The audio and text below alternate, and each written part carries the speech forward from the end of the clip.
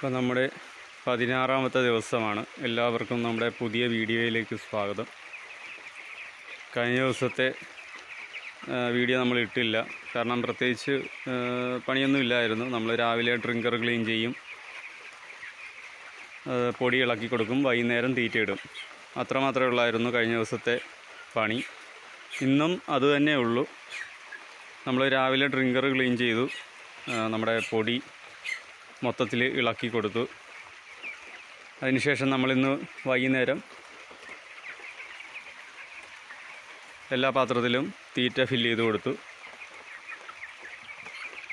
ഈ 2 ദിവസവും ഈ പണി മാത്രമേ ഉള്ളായിരുന്നു. ഇപ്പം നമ്മുടെ കാലാവസ്ഥയിൽ തണുപ്പുണ്ട്,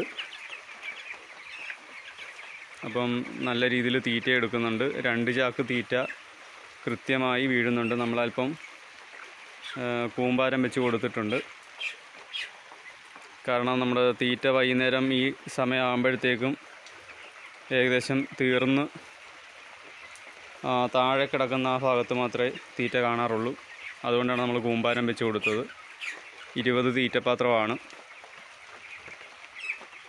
ഇപ്പം എടുത്തു മാറ്റി. നമ്മൾ പറഞ്ഞായിരുന്നു 25 പാത്രമാണ് നമ്മൾ വെച്ചുകൊണ്ടിരുന്നത്. അതിൽ 5 പാത്രം നമ്മളിപ്പോൾ എടുത്ത് മാറ്റി വെച്ചിരിക്കുകയാണ്. 5 പാത്രം കൂടി കയറുവാണെങ്കിൽ ഇതുപോലെ കൂമ്പാരം വെക്കേണ്ട കാര്യം വരില്ല. അതനുസരിച്ച് തീറ്റ അവർക്ക് കിട്ടും. അപ്പോൾ ഇന്നത്തെ വീഡിയോ ഇത്രയേ ഉള്ളൂ. നമ്മൾ പുതിയ ഏരിയയിലേക്ക് നാളെ ഇച്ചിരി കൂട്ടി കൊടുക്കും.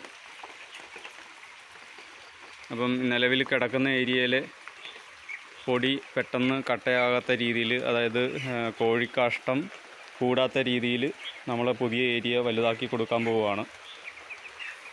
നമ്മൾ പഴയ തുടക്കത്തിലിട്ടിരുന്ന പൊടിയാണ് നമ്മളിപ്പോൾ ഇവിടെ ഈ ഭാഗത്തായിട്ട് കൊണ്ടുവന്നിട്ടിരിക്കുന്നത്. അതിപ്പോൾ ഏകദേശം ഉണങ്ങി, 2 ദിവസം കൊണ്ട് ഉണങ്ങി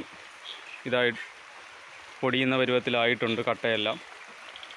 ഇനി ഇതിലേക്ക് നമ്മൾ പുതുതായിട്ട് കൊണ്ടുവന്ന അറക്കപ്പൊടിയും ചിന്തരി പൊടിയും മിക്സ് ചെയ്യും. അതിനുശേഷം നമ്മുടെ കൂടിൻ്റെ ഒരു 1/4 ഭാഗം കോഴി കിടക്കത്തക്ക രീതിയിൽ നമ്മൾ നാളെ വലുതാക്കി കൊടുക്കും.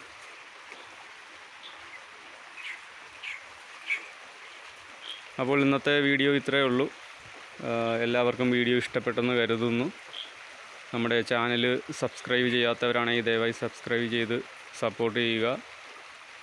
നിങ്ങളുടെ നിർദ്ദേശങ്ങൾ കമൻറ്റ് ബോക്സിൽ പങ്കുവെക്കുക. മറ്റുള്ളവർക്കായി ഷെയർ ചെയ്യുക.